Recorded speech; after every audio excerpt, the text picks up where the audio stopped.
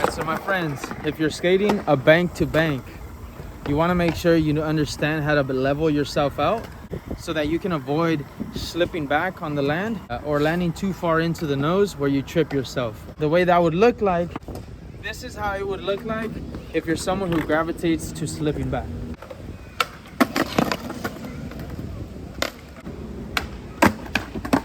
And that's how it would look like if you're landing over your nose and tripping. So those are the two biggest problems skaters have when they're skating a bank to bank. Now, every bank to bank is slightly different. Some are steeper, others are more mellow. This is a little in between, but it also depends on your experience, how long you've been skating, and what you usually skate. So, having some self-awareness in that manner, you want to make sure that regardless of what you're trying to skate or a basic feel for what it means to skate on a bank. So if you've never skated a bank, you want to make sure you get accustomed to that feeling. So before making it over, you can just think about skating the bank, right? So I would skate this.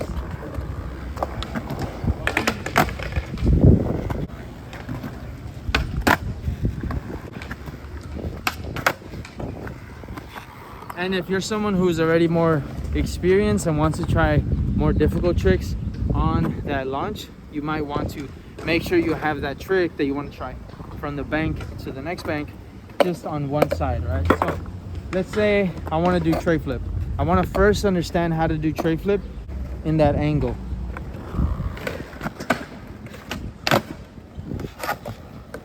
And if I have some room for improvement where I can have it a bit more fluidly, then I want to make sure to get that before I end up trying it from the launch to launch. So whether you're trying to ollie or a tray flip, you want to make sure you're not tripping over the nose or slipping back. And in order to wire that out, you got to understand where your center needs to be on the way up and even on the way down when you're going to fakie. On the way up, your center has to be over that lead foot, which for me as a regular skater is my left one. On the way down, it's going to be the right foot, right? So you can check when I do an ollie how I need to be centered over the left, and then as I come back, I'm going to open up and be over the right side. And so once you feel super comfortable applying that stuff to even the most basic tricks, you can think about incorporating that into a tray flip. Just because you have an ollie very good and you understand that concept of being opened up, it doesn't mean it's going to automatically translate into the tray flip if you're very uncomfortable doing that specific trick on a bank. So get super comfortable again trying it on the bank, and once you get comfortable skating the bank itself, or you feel like you're ready to go from one side of the bank to the other, you want to also think about it if you're comfortable doing that trick under the speed that is needed to accomplish that trick. If you feel very confident skating the bank, doing tray flips, or whatever trick you want to try, whether it's an ollie or something more difficult, you want to think about how comfortable or uncomfortable it's going to be once you add speed. Doing an ollie and a tray flip are much different when you're adding speed.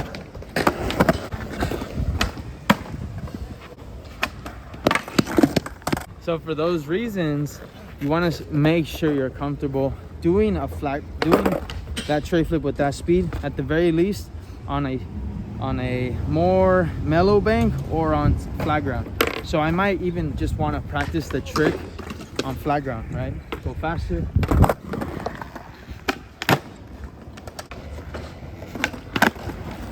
Right? Or try it on a bank that's a bit steeper and test out my ability to stay centered over that lead foot. Because even though when we just skate one side of the bank, we're going on the lead foot and then we switch it up, when we're skating a bank to bank, where you have to be centered over changes depending on what trick you're doing. So if I'm doing a frontside 180 from bank to bank, the lead foot starts over the left, ends over the right. Make sure you can do the trick as if you were doing it on flat ground, where you need to level it out so that when you land, you have say on just staying centered over that lead foot. Whereas if you don't feel comfortable leveling it out and you're kind of okay with landing it wherever, you're either going to go slipping back or tripping over your nose because you have no understanding of where to land over. So for a tray flip, again, I will have to land over my left side because that is my lead foot. On this one, I want you guys to notice how when I do the tray flip, I'm centering myself over the lead foot as I go down, pop, please stay over the lead. Okay. So now that's the idea, and that's what I need to accomplish when I'm skating bank to bank. Okay, so again, right there, I was hesitant to try it because I wasn't sure if I was going fast enough, and if I went any faster, I would start to feel very uncomfortable. So again, it's not just about understanding how to level yourself out, but also adapting yourself to the speed needed to skate that obstacle. The speed you need is increased the steeper it goes, and so that's something you have to play around with and prepare yourself for as you skate the part. Okay, so what I'm attempting to do right now is getting so much more comfortable skating this obstacle with more speed, even though I can do the kickflip with much less speed. I'm going to do one more kickflip, go faster than I normally do, so that I can, you know, begin to adapt myself to the speed I need for the tray flip. Because with the tray flip, I can't rely on more pop, therefore I need to rely on speed a bit more to get over it with confidence. That actually felt very good. Something to keep in mind, if you're someone who doesn't have pop, then you got to rely a little more on speed. It doesn't mean completely get rid of the idea that you need pop or you need to develop it, but it just means you know what you need more of, right? If you're someone who has a lot of pop but isn't comfortable going fast, then you can play around with, you know, getting more speed so that it becomes so much more fluid. Or if you're someone who is very comfortable playing with, you know, very comfortable going fast, you can play around with, you know, not really popping as much or developing that pop so you can pull from each skill set. It's one and the other, but we're just at different levels with each. So with the tray flip, in the context of a tray flip, I definitely can't rely on speed or the pop, and so right now what I'm trying to pull from a little bit more is the speed. You want to be able to take it a step at a time as well. I'm gonna go for this one, really focus on the speed a bit more. This is getting a good snap. Oh, my toe. Okay, so definitely needs a lot of work because I landed on my heel, the back foot. But the whole point of this is to understand you have to consider other factors than just getting over the bank. If you ignore needing to level out, needing more speed or more pop to skate this bank to bank obstacle, then you're gonna find yourself in a situation where everything feels disengaged, uncontrolled, and very intimidating. So you want to be able to go in there with a bit more confidence and understand where you can build on top of that confidence, whether it's learning how to skate the obstacle with more speed, whether it's getting a bit more pop as you skate the obstacle, or just putting everything together so that you can do your tricks so much more fluidly. So it's about understanding where we're at and what we can do to improve our ability to skate an obstacle like this from bank to bank. Oh my God, now my front foot. Now the toes came out of my front foot. I still feel very tense when I do this trick, so where I can have more confidence is just focusing a little more on that pop, and that takes self-awareness. You got to understand what you need, be honest with yourself, and ask yourself what is freaking you out. For me, it's the speed, and so understanding I'm getting over it comfortably, now I'm a bit more comfortable slowing down the speed and just relying a bit more on the pop. So again, you toggle around with what's needed to land this. There's always room for improvement, but that one felt very solid. You know, I leveled it out. I felt like I was engaged with the lead foot. I got a good snap, and that comes from making sure you're engaged the whole time, making sure that you understand where you need to land as well. I'm not just guessing and hoping that I land on the board. I understand where I need to be, how my posture needs to be set on the land, on top of how it needs to be set as I'm rolling in and when I'm in the air. Right? A lot of us, we kind of guess. We just want to flick it. We guess how our body needs to be postured. I want you to start to think about how you need to be postured from the roll in, through the trick, or through as you're catching that trick and as you're rolling away. So that way you're not guessing or just going for it and doing more of a Hail Mary is what they call it, right? I think they call it like Yeah. that. Yeah, so you want to be confident with your approach and not relying on luck, because you can definitely land these tricks with luck. I did it myself. Back to when I was skating 3 blocks very often at a local park, I would do kick flip, tray flip, hard flip. I would throw down any trick I thought I had close on flat ground and was relying on luck.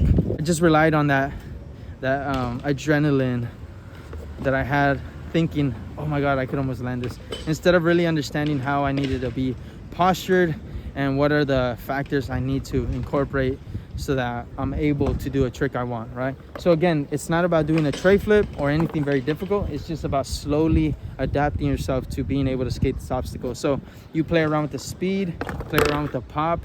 So here I'm gonna go slower and play around with popping high. Okay, that was slow, and I'm gonna rely on speed now. All right, so it's not to say either speed or pop is non-existent on either of these attempts, but it's just to demonstrate how you can play around with both and really build that confidence, because you have that ability to pull from speed a bit more or from pop a bit more, depending on what the obstacle requires. So there's some obstacles like this one, right next to it. I can get over this with less speed because there is no gap. So it's having the tools necessary to adapt to obstacles that are very similar but have, you know, different dimensions or just a different version of it, of a bank to bank. So this is a bank to bank, this is a bank to bank. Over there, the pyramid is another bank to bank. They hold very similar approaches and a slight nuance to give it its respectful attention, right? Be open to improving both sides, both the speed, the pop, and also making sure you understand how you need to be postured from the roll in to the roll away. Leveling out your trick, you might need, just instead of trying to level it out when you're trying that trick, ask yourself if you can level it out on flat ground, right? And what I mean by that is making sure the trick isn't rocket, right? I want to land one, but it'd be rocket. Making sure it's not rocket or disengaged from your foot, or like wanting to leave your foot all the time. You want to make sure you're setting yourself up with confidence and instead of relying on luck.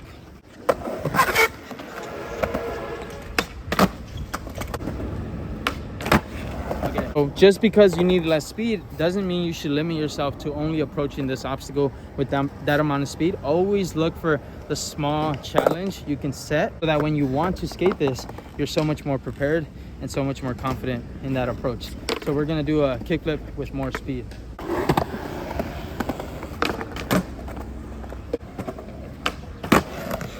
You can also incorporate more of a pop. Here's an example of the intention to pop higher. Oh. And so we want to build confidence here first before we meet a challenge that's so much more intimidating and we find ourselves unprepared. So prepare yourself with these factors in mind. Play around with relying on each of them independently of all the other ones. Okay. All right, so for the pyramid, just to mention it, why not? The pyramid is a bit different because of the angle, but the concepts of making sure you know where you need to pop and where you need to land still applies on top of the other things we mentioned. So here, we're not gonna rely so much on speed, but more on pop, as an example.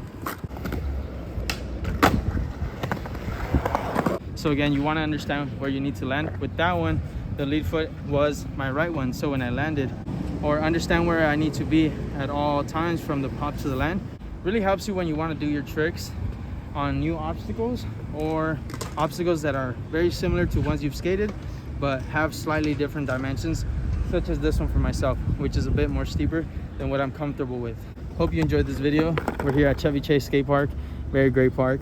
Slippery at times, but there's the lesson within that itself. If you're interested in lessons or coaching, you can hit me up at profe.carlos. I also have membership options available here on YouTube. I go on live pretty much every day, and there's so much more that's going to be happening on those, especially for those of you who become members. So much more to look out for. So looking forward to growing in that aspect. Other than that, comment on the video, ask questions, give your own insight and, you know, be a part of this channel in many more ways than just viewing the videos. Instagram is at profe.carloss.